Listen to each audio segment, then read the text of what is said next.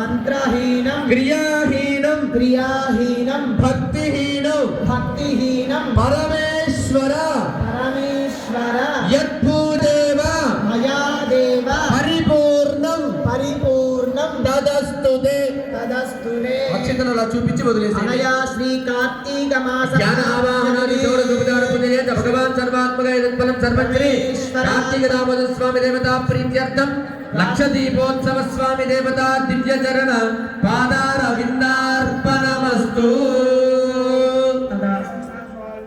చక్కగా అమ్మ షోడశోపచార పూజ లక్ష దీపోత్సవానికి షోడశోపచార పూజ పూర్తయిపోయింది. ఇప్పుడు దీపారాధన కేవలం మన ఒక్కల గురించే కాకుండా మన ముందు వాళ్ళు వెనకాతల వాళ్ళు కూడా ఉంటారు కాబట్టి జాగ్రత్తగా దీపారాధన చేయండి.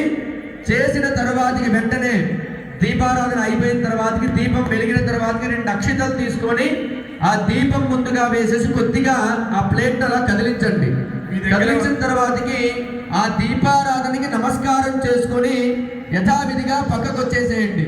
వస్తే అక్కడ అయ్యగారులు కూర్చుంటారు. అక్కడే తీర్థము, ప్రసాదము, షఠారి అన్నీ కూడా అక్కడే ఉంటాయి.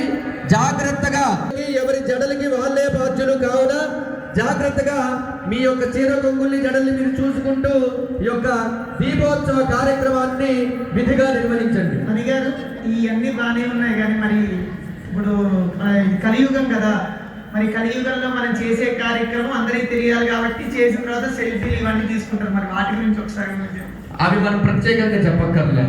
ఇందాక మనం అభిషేకం చేస్తున్నప్పుడు నమస్కారం చేసుకుంటే ఎవరైనా కనిపిస్తారేమో చూసాము. ఒకరిద్దరు కనిపించారు.